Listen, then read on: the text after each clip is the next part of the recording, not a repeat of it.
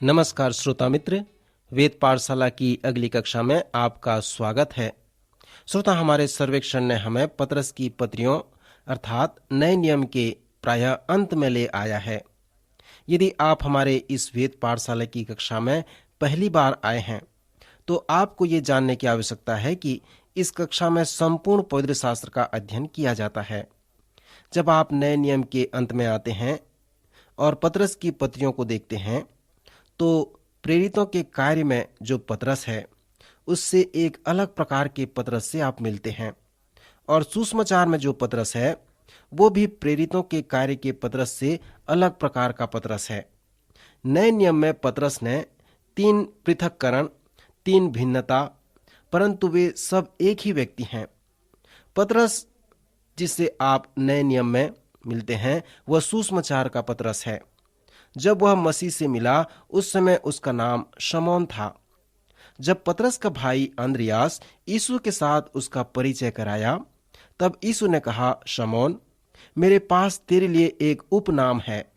मैं तुझे अब कैफा कहकर पुकारूंगा, जिसका अर्थ है पत्थर या चट्टान, और सार है मजबूती, स्थिरता या दृढ़ता। चारों सुसमाचार में देखते हैं कि पतरस के जीवन में उतार चढ़ाव आते हैं। वह गर्म भी होता है, ठंडा भी होता है, परंतु प्रेरितों के कार्य में हम उसे देखते हैं वह वास्तव में एक चट्टान जैसे कार्य करता है। सुसमाचार में ध्यान करें कि यीशु पतरस को किस समय में शमौन और किस समय में पतरस कहकर पुकारता है। अर्थात जब पतरस कुछ गलत करता था तब यीशु उसे शमौन कहकर पुकारते थे, और जब पतरस कुछ अच्छा करता था तब यीशु उसे पतरस कहकर पुकारते थे।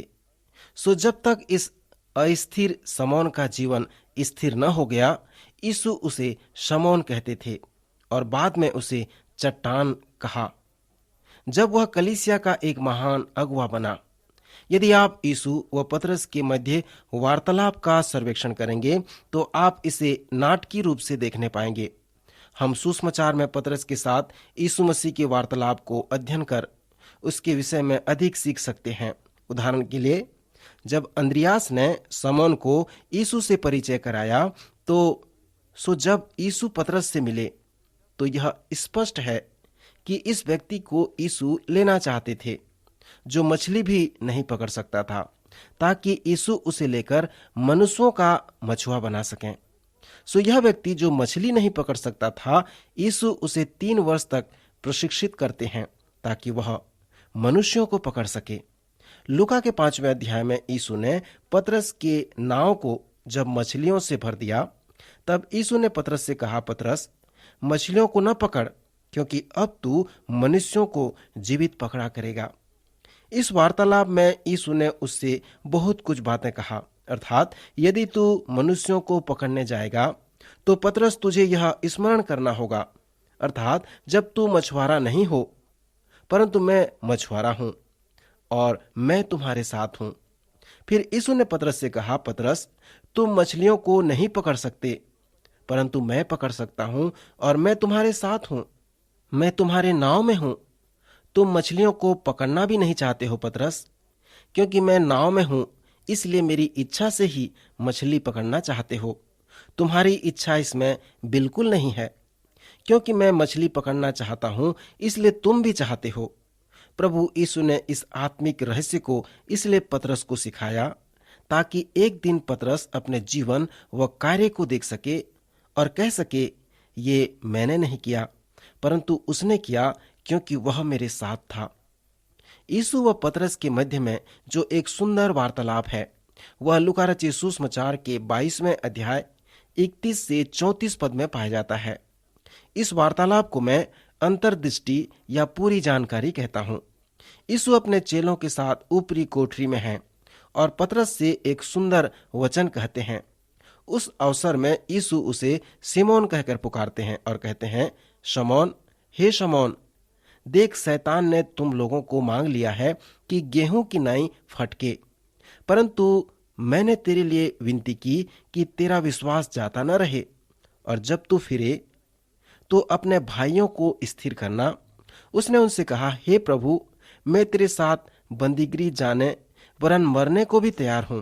तब यीशु ने पतरस से कहा, हे पतरस, तू मुझसे कहता है कि आज मुर्ग बांग न देगा, जब तक तू 3 बार मेरा इनकार न कर लेगा कि मैं उसे नहीं जानता। यीशु व पतरस के मध्य की ये वार्तालाप कुतूहल उत्पन्न करने वाली वार्तालाप है, क्योंकि यहाँ पर जीवन परिवर्तन का शब्द है, फिरने का, वापस लौटने का शब्द है।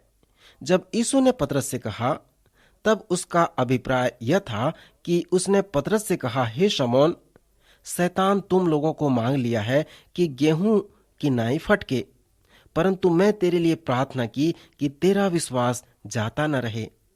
पर जब तू फिरे, ये तेरा मन परिवर्तन हो, तब तू अपने भाइयों को स्थिर करना। मित्र, यह मेरे मन में 2 प्रकार के प्रश्न को उत्पन्न करता है। प्रथम, मन परिवर्तन क्या है, और दूसरा, पतरस का मन कब परिवर्तन हुआ। प्रेरितों के काम पुस्तक के प्रारंभिक अध्यायों में जो संदेश प्रचार किया गया है, उसमें लोगों को उत्साहित किया गया है कि वे मन फिराएं और अपने अपने पापों की क्षमा के लिए अपना जीवन परिवर्तित करें। श्रोता, मन फिराने का वास्तविक अर्थ क्या होता है? इसका अर्थ है ऊपर से नीचे हो जाना, बदल जाना, पूर्ण रूप से परिवर्तित हो जाना। पतरस यीशु के साथ लगभग 3 वर्ष तक रहा। फिर पतरस कब अपने जीवन परिवर्तन का अनुभव किया? 3 वर्ष की सेवकाई के बाद चेले यहाँ पर यीशु मसीह के साथ ऊपरी कोठरी में हैं, और वहां यीशु पतरस से कहते हैं, पतरस, जब तू फिरे, जब तेरा जीवन बदल जाए, तो तू अपने भाइयों को स्थिर करना। जीवन परिवर्तित होना सबसे अलग है। यह 1 मिनट में भी हो सकता है, और इसके लिए वर्षों का भी समय लग सकता है। प्रोफेसर डिक वुडवर्ड, जो वेद पाठशाला कार्यक्रम के लेखक हैं, प्रशिक्षण कर रहे थे और एक पुराने पास्टर के साथ कार्य कर रहे थे। उस समय उनके पास अनेक प्रश्न थे। पास्टर ने उसे चेला बनाना सिखाया और प्रथम यूहन्ना का ग्रीक भाषा में अध्ययन कराया, और इसलिए पहला यूहन्ना का अध्ययन कराया क्योंकि वह निश्चयता की पत्री है। 1 वर्ष अध्ययन करने के बाद प्रोफेसर डिक ने अपना सभी प्रश्न पूछा। जो पुस्तक उसने बनाया था, उसमें लिखा था, डिक, शैतान की इच्छा है कि वह तुझे गेहूं की नाई फटके, परंतु मैंने तेरे लिए प्रार्थना की है कि तेरा विश्वास जाता न रहे, और जब तू फिरे या तेरा जीवन परिवर्तन हो, तो तू अपने भाइयों को स्थिर करना। उस वचन ने उसके हृदय में कार्य किया। वह उस पास्टर के साथ 1 वर्ष तक रहा, और वह लिखता है, जब तू फिरे। इस परिप्रेक्ष्य में डिक का जीवन बदल गया। मैं पूर्ण विवरण को नहीं बताना चाहता, पर अनेक वर्ष के पश्चात डिक के जीवन परिवर्तन का उसे अनुभव मिला। यह संभव है कि कलीसिया में होना, कलीसिया का अगुवा होना और जीवन का परिवर्तन न होना। मित्र, क्या आपका जीवन परिवर्तित हो गया है? जीवन परिवर्तन से आप क्या समझते हैं? जीवन परिवर्तन वो नहीं कि आप कलीसिया का एक सदस्य बन जाएं, निर्णय पत्र पर हस्ताक्षर कर दें, बड़ी बड़ी सभाओं में चेले बने और हाथ उठा दें और बपतिस्मा ले लें। परंतु जीवन परिवर्तन वो अनुभव है जिसमें आपका पूर्ण जीवन परिवर्तित हो जाए और आप उसका अनुभव कर सको। मित्र, क्या आपने कभी इस प्रकार का अनुभव किया है? पतरस जीवन परिवर्तन का अनुभव कब किया? यदि आप मूसा के जीवन के साथ पतरस के जीवन की तुलना करेंगे, तो आप कुछ विशेष बातों को जानने पाएंगे। मैंने आपसे कहा था कि मूसा ने 3 पाठ सीखा। मूसा ने सीखा कि वह कुछ भी नहीं है, फिर उसने सीखा कि वह कुछ है, फिर उसने ये भी सीखा कि परमेश्वर उसे जो कुछ भी नहीं है उसके द्वारा क्या कर सकता है। इस प्रत्येक पाठ को सीखने के लिए मूसा को 40 वर्ष लग गए। आप कह सकते हैं कि मूसा ने भी इन तीनों पाठ को सीखा था, परंतु उसे सीखने के लिए 40 वर्ष नहीं लगे। पतरस ने यह सीखा कि वह कुछ भी नहीं है, पर उसे सीखने के लिए उसे कितना समय लगा। यदि आप इस तीनों पतरस के विषय में अध्ययन करते हैं, तो मैं इस प्रकार से सलाह देता हूं कि जब पतरस यीशु से मिला और यीशु उसे चट्टान कहकर पुकारा, उस समय से वह अंधेरे में जाकर फूट फूट कर रोने लगता है। वह सीखने लगा कि वह कुछ भी नहीं है। यीशु ने उसे ऊपरी कोठरी में कहा था कि पतरस, आज मुर्ग बांग न देगा जब तू 3 बार मेरा इनकार न कर लेगा कि मैं उसे नहीं जानता। और यह ऐसा ही हुआ। जब यीशु को न्याय के कक्ष में लाया जा रहा था, उसे लोग मार रहे थे, उसके सिर पर कांटों का मुकुट था, और ऐसे समय में पतरस 3 बार इनकार करता है। फिर अंधेरे में जाकर वह फूट फूट कर रोने लगता है। और यहाँ पर वह सीखता है कि वह मसीह के बिना कुछ भी नहीं कर सकता है। पुनरुत्थान के बाद यीशु अपने भाई याकूब पर प्रकट हुए और याकूब का जीवन बदल गया। फिर वह चेलों के समक्ष 2 बार प्रकट हुए, फिर 500 लोगों के समक्ष प्रकट हुए, और फिर वह पतरस के समक्ष प्रकट हुए, जिसे हम यूहन्ना रचित सुसमाचार के 21वें अध्याय में पाते हैं।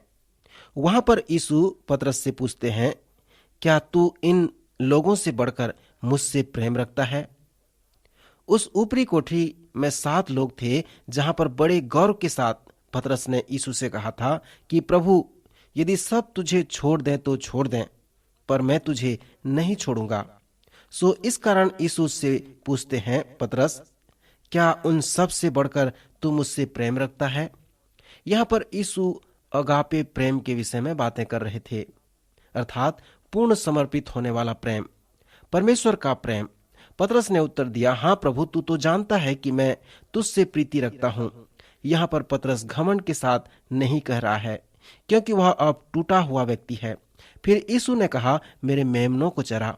यीशु उसे ये कहना चाहते थे कि तेरे जैसे लोग की मुझे आवश्यकता है, जो जाने की असफल होना क्या है, उसे उसका अनुभव हो, ताकि वह मेरे मेमनों को चरा सके।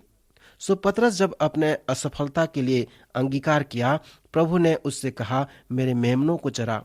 फिर प्रभु ने उसे दूसरी बार और तीसरी बार भी इसी प्रकार पूछा कि क्या तू मुझसे प्रीति रखता है? इसके बाद हम पिंतीकुस्त के दिन में देखते हैं, जब सामर्थ पतरस पर उतर आता है, तो पतरस उस तीसरे पाठ का वर्णन करने पाया जिसे मूसा ने भी सीखा था, अर्थात जो कुछ भी नहीं है उसके द्वारा परमेश्वर सब कुछ कर सकता है।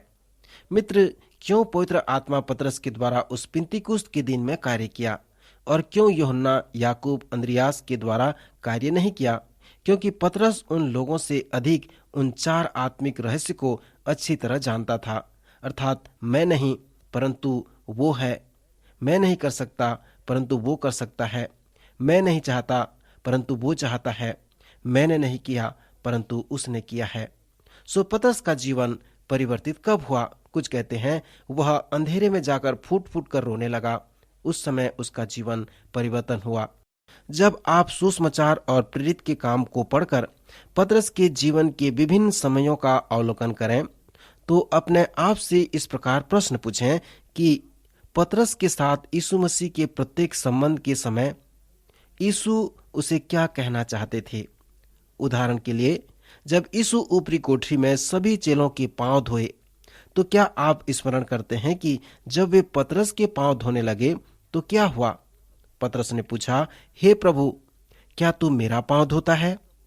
प्रभु ने बड़े ही धैर्य से उत्तर दिया, पतरस, मैं जो कर रहा हूं तू उसे अभी नहीं समझ पाएगा, परंतु बाद में तू इसे समझेगा। पतरस के लिए यीशु के ये वचन बहुत ही गंभीर वचन थे। सो उस समय पतरस के जीवन में बहुत कुछ बातें हो रहा था।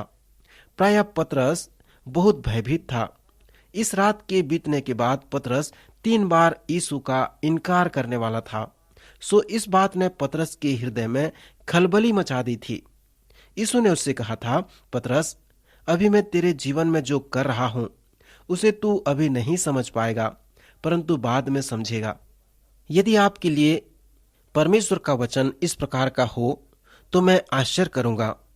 कभी कभी परमेश्वर अपने लोगों के जीवन में इस प्रकार का कार्य करता है और हम सबको समझ नहीं सकते कि ऐसा वह क्यों कर रहा है। और यह शायद इस प्रकार भी हो सकता है कि यद्यपि हम इस बात को नहीं समझ पा रहे हैं कि परमेश्वर हमारे जीवन में अभी क्या कर रहा है, परंतु हम उसे बाद में भी समझने पाएंगे। प्रभु पतरस से इस प्रकार का गंभीर वचन कहने के बाद पतरस कहता है, प्रभु तू मेरा पांव कभी धोने नहीं पाएगा।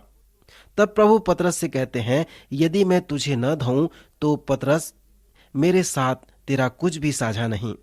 इस वचन से यीशु उसे यह कहना चाहते थे कि बिना धोए आगे को मेरे साथ तेरा कोई सहभागिता नहीं है और कोई संबंध नहीं हो सकता है। फिर पतरस कहता है, हे प्रभु तो मेरे पांव ही नहीं वरन हाथ व सिर भी धो दे। यीशु ने फिर बड़े धीरज से उनसे कहा, जो नहा चुका उसे पांव के सिवा और कुछ धोने का प्रयोजन नहीं है, परंतु केवल बिल्कुल वह शुद्ध है और तुम सब शुद्ध हो। इस वचन के संदर्भ में अनेक लोग कहते हैं कि पतरस का जीवन परिवर्तित हो गया था, वो नहा चुका था, जीवन बदल गया था। मित्र, आप क्या सोचते हैं, कब पतरस का जीवन परिवर्तित हुआ? एक बात निश्चित है कि नए नियम में हमारे पास पतरस के 3 अलगाव हैं। सुसमाचार में पतरस के आत्मिक जीवन में उतार चढ़ाव है, ऊपर नीचे है, परंतु जब हम प्रेरितों के कार्य में पतरस से मिलते हैं तो वहां पर वह बहुत भिन्न प्रकार का पतरस है। प्रेरितों के कार्य में पतरस का जीवन पहाड़ की चोटी से बहने वाले झरने के समान नहीं है, परंतु एक बड़ी योजना द्वारा बुलाए गए व्यक्ति के समान है। वह पतरस अब स्थिर है, डगमगाने वाला नहीं है। पिंतीकुस्त के दिन से पतरस अब ऐसा व्यक्ति बन गया है कि जब वह सड़क पे चलता है और यदि उसकी छाया किसी बीमारी व्यक्ति में पड़ जाती है तो वे लोग चंगे हो जाते थे। प्रेरितों के काम उसके 5वें अध्याय 15 पद में हम पढ़ते हैं, यहाँ तक कि लोग बीमारों को सड़कों पर ला लाकर खाटों और खटोलों पर लिटा देते थे कि जब पतरस आए तो उसकी छाया ही उनमें से किसी पर पड़ जाए तो वे सब अच्छे कर दिए जाते थे। सो प्रेरितों के कार्य में पतरस इसी प्रकार का व्यक्ति है। मैंने आपसे कहा था कि जब आप नए नियम के अंत में पतरस की पत्री को पढ़ें, जहां पर आप तीसरे पतरस से मिलते हैं, जैसे हम इस पत्री में आते हैं तो यह महत्वपूर्ण है कि हम इस पतरस को जानें। यदि हम ये जानेंगे कि इस पत्री को पतरस ने लिखा है तो हमारे लिए परमेश्वर की जो सच्चाई है उसके आत्मिक बातों को हम जानने पाएंगे। यह वो वृद्ध व्यक्ति पतरस ही है। पतरस ये जानने पाया कि वह जो कुछ भी नहीं है उसके द्वारा परमेश्वर बहुत कुछ कर सकता है। जब इस पत्री को वह लिखा तब वह एक वृद्ध पास्टर था। जिस प्रकार याकूब और इब्रानियों का लेखक लिखा उसी प्रकार पतरस ने भी अपनी पत्री लिखा है। वह यहूदी मसीही विश्वासियों को लिख रहा है जो एशिया माइनर के चारों ओर फैले हुए हैं, जो आज तुर्की कहलाता है। सताव व यातनाओं के कारण वे तितर बितर हो गए हैं। पतरस रोम में था क्योंकि वह बाबुल को दर्शाता है। एक पास्टर होने के नाते पतरस ने लिखने का कारण यह है कि वह चाहता था कि उन लोगों को वह सांत्वना दे जो दुखों में पड़े हुए हैं। सो उसके दोनों पत्री का मुख्य कारण यही है। उसने अपने प्रथम पत्री में दुख व पीड़ा को 14 बार लेकर आया है। श्रोता मित्र, जैसे आप इस पत्री को पढ़ते हैं तो मैं चाहता हूं कि एक और बात को आप ध्यान से सुने। पतरस जो था वह अशिक्षित था, पढ़ा लिखा नहीं था, वह पढ़ लिख नहीं सकता था। इसलिए पत्री के अंत में उसने कहा है कि मैंने सिलवानस के हाथ, जिसे मैंने विश्वास योग्य भाई समझा है, संक्षेप में लिखकर तुम्हें समझा दिया है। सो वह लिख नहीं सकता था। यदि आप कुछ लिखते हैं तो आप तर्क संगत लिखने का प्रयास करते हैं। आप अनुच्छेद में लिखते हैं, फिर आप उसे पढ़कर देखते हैं, फिर अगला अनुच्छेद लिखने लगते हैं। इस प्रकार आप करते जाते हैं। जिस प्रकार पौलुस ने रोमियो की पत्री लिखा, इब्रानियों के लेखक ने लिखा, उसी प्रकार आप तर्क संगत लिखते हैं, क्रमानुसार लिखते हैं। परंतु पतरस ने अपनी पत्रियों को इस प्रकार से नहीं लिखा। यद्यपि वह अनपढ़ था, परंतु वह यीशु मसीह के साथ 3 वर्ष तक रहा था और उस समय बहुत कुछ सीखा था, अर्थात अनपढ़ होकर भी प्रशिक्षित हो गया था। उसका जो मुख्य उद्देश्य था वो परमेश्वर के साथ उसका संबंध और साथ ही साथ विश्वासियों के साथ उसका संबंध बना रहे। यीशु ने पतरस को जो चुनौती दी थी कि उस चुनौती के अनुसार वह भेड़ों को चरा रहा था, भेड़ों की रखवाली कर रहा था। मित्र, इस वृद्ध व्यक्ति पतरस जो पास्टर था उसकी ओर कल्पना करें। वह अपने विश्वासी भाई सिलवानस के साथ बैठा है, हाथ जोड़ा है और अपने हृदय से उन गंभीर सच्चाइयों को उसे बता रहा है जो आज हमारे पास उसकी पत्री है। जैसे आप इस पत्री को पढ़ते हैं तो उसके वाद विवाद को क्रमानुसार न देखें, परंतु उन सुंदर गंभीर आत्मिक सच्चाइयों को देखें जहां पर परमेश्वर व यीशु मसीह के विषय में बताया गया है। कभी कभी पतरस एक विषय से दूसरे विषय में चला जाता है और कभी कभी उसने उन आत्मिक सच्चाइयों को बताया है जिसे समझना कठिन है। दूसरी पत्री के अंत में पतरस ने कहा है कि हमारे प्रिय भाई पौलुस ने अपनी सब पत्रियों में उन बातों को भी चर्चा की है जिनमें कितनी बातें ऐसी हैं जिनका समझना कठिन है, परंतु कुछ लोग उनके अर्थों को भी पवित्र शास्त्र की बातों की नाई खींच तान कर अपने ही नाश का कारण बना लेते हैं। एक विद्वान को कहते हुए मैंने सुना, जब पतरस और पौलुस स्वर्ग में मिले, पौलुस पतरस से बातें करना चाहता था क्योंकि पतरस ने पत्री में कुछ बातें की थी जिसे समझना कठिन था। उदाहरण के लिए पहला पतरस 3 अध्याय 19वें पद में पतरस यीशु के विषय में बातें करता है कि उसने कैदी आत्माओं को भी प्रचार किया। मार्टिन लूथर कहते हैं, यह लेखांश क्या कहता है कोई नहीं जान सकता, क्योंकि इसके विषय में लिखने के बाद पतरस अपना विषय बदल देता है और नूह के विषय में बातें करता है, जल प्रलय के विषय में बातें करता है, फिर इसके बाद वह बपतिस्मा के विषय में विचार करता है और बताता है, क्योंकि स्मरण करें पतरस नहीं लिख रहा है परंतु अपने हृदय की बातों को बता रहा है। इस पत्री में उसका जो विषय है वह यीशु मसीह द्वारा परमेश्वर को जानना है। एक धर्मी वृद्ध व्यक्ति है जो मुझसे मिलता है, उनके साथ वार्तालाप होती है। वे कहते हैं, क्या आप परमेश्वर को जानते हो, यीशु को जानते हो? यदि तुम इन्हें जानते हो तो वे तुम्हारे समस्या का समाधान करेंगे। सो हमेशा वे इसी प्रकार का प्रश्न पूछा करते थे, क्या तुम परमेश्वर को जानते हो? क्या तुम उसके चेले होना चाहते हो? उसके वचन के अनुसार चलते हो? क्या तुम प्रतिदिन उससे बातें करते हो? सो वे पतरस के जैसे जिसे आप पतरस की पत्री में मिलते हैं। पतरस ने कहा है कि हमें परमेश्वर के साथ सही रूप से संबंध रखना है, एक दूसरे के साथ सही रूप से संबंध रखना है। इस पत्री का विषय यीशु मसीह द्वारा परमेश्वर को जानना है। और भी इस पत्री के विषय में कुंजी जो शब्द है, जैसे दुख सहना, अनुग्रह, जीवित। पतरस जीवित परमेश्वर से रुचि रखता था, जीवित मसीह से रुचि रखता था, जीवित वचन और विश्वासियों के लिए जीवित आशा पर रुचि रखता था। पौलुस विश्वास का प्रेरित है, यूहन्ना प्रेम का प्रेरित है, परंतु पतरस आशा का प्रेरित है। पतरस उन लोगों को आशा देता है जो दुखी हैं। अगला शब्द जिसे पौलुस इस पत्री में उपयोग करता है वह बहुमूल्य है। पतरस जो एक पुराना पास्टर है जिससे आप उसके दोनों पत्रियों में मिलते हैं, उसके लिए परमेश्वर, उसका वचन और उसका उद्धार बहुमूल्य है। क्या आप अपने विश्वास में परिपक्व हो रहे हैं? क्या आपने ये सीखा कि आप कुछ भी नहीं हैं? यही है वो आत्मिक रहस्य जिसे हम सबको सीखना है। फिर परमेश्वर के समक्ष अंगीकार करें कि आप उसके बिना कुछ भी नहीं कर सकते और उसकी सहायता के बिना आप कुछ नहीं कर सकते। फिर आप पतरस के जैसे करें, अर्थात परमेश्वर उससे कुछ कर सकता है। जिसने यह सीखा है कि वह कुछ भी नहीं है, क्या परमेश्वर के साथ आपका संबंध बहुमूल्य है? मित्र, पतरस के इन दोनों छोटे पत्रियों को पढ़ें और परमेश्वर से कहें कि वह आपसे बातें करे। आज हम यहाँ पर रुकना चाहते हैं। आइए हम प्रार्थना करें। हमारे प्रेमी पिता परमेश्वर, आज के सुंदर वचन के लिए हम आपका धन्यवाद करते हैं जिसे हमने पतरस की पत्री से देखा है, सीखा है, सुना है। प्रभु, जो कुछ भी सीखा है, हम प्रार्थना करते हैं हमारे श्रोतागण उन वचनों के अनुसार अपने जीवन को आगे बढ़ा सकें। प्रभु, उन्हें पवित्र आत्मा की सामर्थ दें, आत्मा की अगुवाई दें, ताकि उस वचन को अपने हृदय में थामे रहें। हम प्रार्थना करते हैं यदि कोई दुखी है, किसी उलझन में पड़े हुए हैं, तो प्रभु आप उनकी सुधि लें, उनकी रक्षा करें, उनके सारे दुखों को दूर करें, सारे संकटों से उन्हें बचाएं।